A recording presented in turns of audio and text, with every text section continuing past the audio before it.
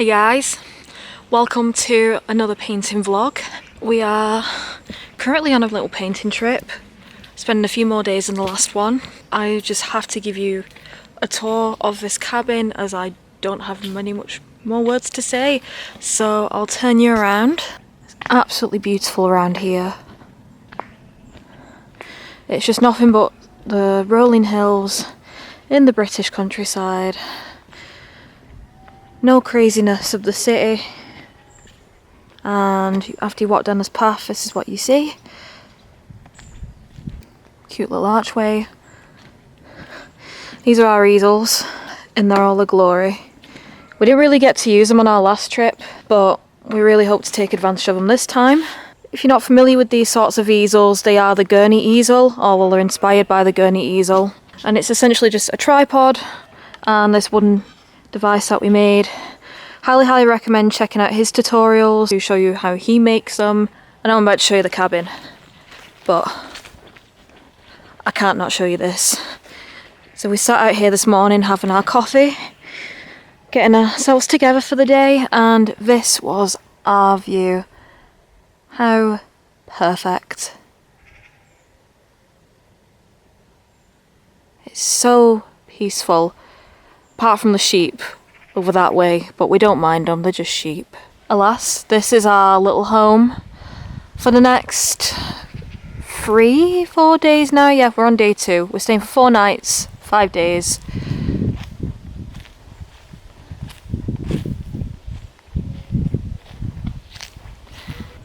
So here we go. Take you inside. Good afternoon.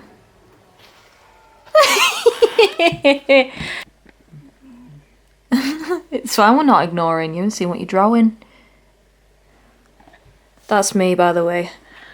So this is pretty much the main interior of the cabin, holiday home, whatever you want to call it. This is my painting backpack, and this is just what I'm bringing out with me on plein air, and it does actually fit the easel, or the top half of it, in there as well. This is our view from our dining room. Absolutely perfect. We had our breakfast here this morning. Such gorgeous little details in this holiday home. I mean, these are fresh flowers, which I'm absolutely going to do a painting of these later. That's pretty much the cabin. And now I'll show you what's in the painting bag. So, as I was saying just before, this is going to be the bag that I've been bringing around with me actually on our little painting trips. I'll pretty much just walk you through what we take really. All of this kind of has a purpose. I try not to pack too much because I just don't want the weight on my back, especially if we're doing a lot of walking, because we are here in the countryside. I do usually take this bag into the city as well, but again, it's more just trying to keep things to a minimum, and I've definitely had that phase where I have overpacked and I've just not used half of the stuff. So you live and you learn. This is just a standard Fjallraven Kanken. It's completely waterproof and it's served me for many years. First thing are these for Mooey brushes.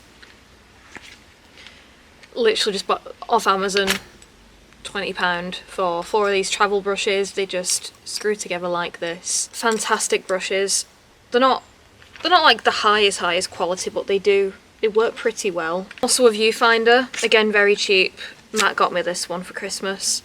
You just slide it in and out. There's a little hole here as well. Clamps, absolutely essential with our Gurney easels that we have over there. They just literally clamp our sketchbooks to the board and we can just paint standing up basically. That's all keeping a little bit. I usually do have a spray bottle in here as well, but I don't know if I've left that inside or whether it's in this main bit. But we do have our water pots. This one has a magnet underneath because the Gurney easels that we have little magnets attached that I can just put this on so it's not going to fall off. I have my gouache. Again, Amazon, very cheap. It is supposed to be airtight as well. It does come with a little suctiony thing there. I do need to clean this, but it's just the bog standard colours that I need really. It is a very cold palette that I've picked, to be honest, but I do find that I prefer to work with colder palettes. Sketchbook number 1 of 3, my Lurktrum. You might have seen a preview in my first horror sketchbook series of me showing you a painting in that, but this one is absolutely fantastic for something that you're not going to sort of take very seriously. It's a very easy throwaway book. It is absolutely just caked in rubbish. I've still not gotten through it yet. My goal with this book is to finish it by the end of the year, and I've got over half left, so I'm going to try and hurry it up with that. I'll carry on with sketchbooks. This is the main painting book that I have. It's by Fabriano. I actually got this one on holiday in Portugal last year. I'm assuming that you can get it in other places in the world. I mean, Fabriano paper is available in the UK, that I know. It's 100% cotton paper, 300 GSM. Absolutely stunning for painting. I can slap so much paint on here and it just does not buckle. Very, very thick paper. Problem is you don't get a load of pages, and I don't really like to do double-sided anymore just in case I want to rip them out. Because I used to do that to save pages, but then I can't remove them because there's good paintings on the back. Artist tape. You might have seen some like hanging outside of the sketchbook, which that's for just paintings I need to finish, but haven't got round to yet, so I haven't peeled it off. But it's just apparently it's just a bit better than masking tape. Very important for any travel, I suppose. Portable charger. I mean, I'm filming on a camera now, but I do like to grab shots on my phone as well. Sunglasses. Absolute must-have if you're a light-sensitive little vampire like I am. Tin. Well, this is a lid off a Derwent pencil tin. I can use this as a palette. I do use it sometimes. So again, because it's metal, it fixes to the magnets on the Gurney easel. Just like my water pot, so I can mix my colours in there. My newish squirrel hair mop brush by Pro Art. Fantastic thing for watercolours. It soaks up so much, it literally does work like a mop. If you want to like cake a page in water, then in watercolour, then that is the right one for you. Sketchbook 3 out of 3 is my little Moleskine watercolour journal. Again, we're getting close to finishing, but we're not quite there. My goal for the end of this year is, like I said, is to finish these 3 books with paintings and drawings. I think I can do it if I keep on it. You know, life does get in the way occasionally, and it certainly has been recently. But that's still a mission that I want to complete and that you guys can hold me accountable for. It's because I do want to do like an entire sketchbook tour of those at the end of the year. And I think that makes this, I say it makes it empty. Oh, spray bottle. There you go. Keeps your watercolours and gouache wet. But yeah, that is everything. I'm going to get Matt to talk about these easels, because I was not the one that built them, and I think he'd give you a lot better insight on how these were properly built so it can actually be helpful.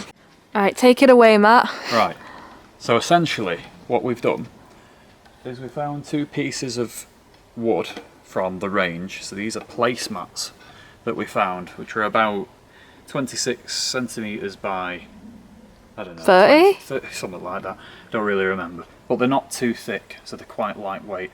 We've been looking around for ages for wood. We looked at chopping boards and that sort of thing, because we're both not very good at DIY. No. I have no idea how to cut wood. Same. As much as I'd like to. And so these were pre-rounded as well, which was really handy. We also bought some torque hinges, so this was at the advice of James Gurney. So what this allows us to do is bend the 2 pieces of wood and tighten the hinges so that when we're painting, like on this one for example, this is already set up, it wobbles a bit, but it doesn't really It's pretty sturdy, isn't it? It's quite sturdy. We also fitted some magnets. You might not be able to see them very well. Little magnets that were drilled into the wood. And on the bottom of our water jars, we put some little metal circles that stick on. They're supposed to be for phones, but they stick to the magnets. We use tins as well for pallets, which are obviously metal, so they stick to it as well. So that's quite handy. When it comes to actually sticking your sketchbook to the surface, you use these hinges, which you can get quite cheap on Amazon. I don't know how much they were, like £4 or something. The actual tripods themselves we got from Amazon as well. So this is again, I can't remember the dimensions, it's the bigger one. Yeah, it's the one that was a bit more expensive. Was it about £40? Like 30 quid, I think. Fair. Something like, it wasn't terrible, but it's actually quite a good quality. It is, it really is. I was really surprised when they arrived. So some other features of the of the easel itself, we've got little pieces of wood as well here, just to allow the screws to fit into the wood nicely without them sticking on the other end, because you don't really want a makeshift weapon whilst you're painting with them. We stained the wood as well, just because we like dark wood better than normal wood. Again, we didn't do very well, but to be honest with you, I don't really care. Hey, it makes an authentic, rustic, homemade look, in my humble opinion. One of a kind. Authentic, rustic wood. And so... That's so good. So something else we did as well. I found these mounting brackets, which are this funny X shape. Ignore the quick release plate for a second. So this thing, I'm not going to take it off. It's essentially got a screw. It's got I don't know what the word is. Again, we're not very DIY savvy. It's got a hole in it essentially that allows you to put the quick release plate onto it for you. Now, James Gurney's instructions suggested that you get a T-nut, which you have to drill in a very particular way, and as I said, we're very lazy, can't be bothered, and we don't know what we're doing, so we just did this instead. But they were £8 on Jackson's Art Supply, which is a UK based, I think, UK based website. The rest of it, so when it actually comes to attaching the thing to the tripod, what you do, you pull this little lever down, and it should, I don't know if it's going to show you this very well, it just slots in like that.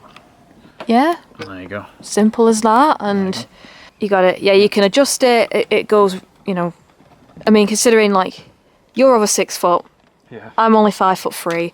Like these tripods can just adjust to, you know, anyone's height, which is fantastic, and they're so portable as well. Like I said, like Matt said, these are so lightweight as well. Something else as well is if it's windy, you can hang your bag to the bottom. Yes, that's the hook. I've had to do that before so it doesn't blow over. It's not very nice if that happens. Yeah, that is the whole segment. Thank you.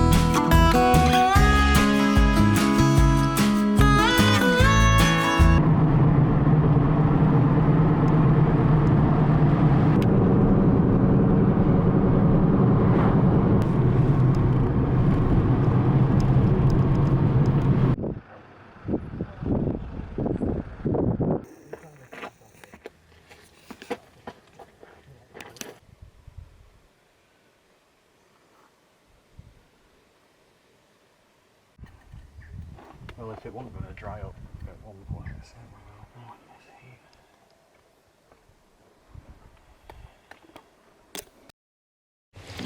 Right. Hey guys, it is the last full day of our little painting trip. Very, very sad. We've had such a lovely time. It's going to be a bit more of a slower day today. We're just walking down the hill into Diggle. We're going to be stopping at Grandpa Green's, which was the place we hit up in our last trip, for some ice cream and coffee.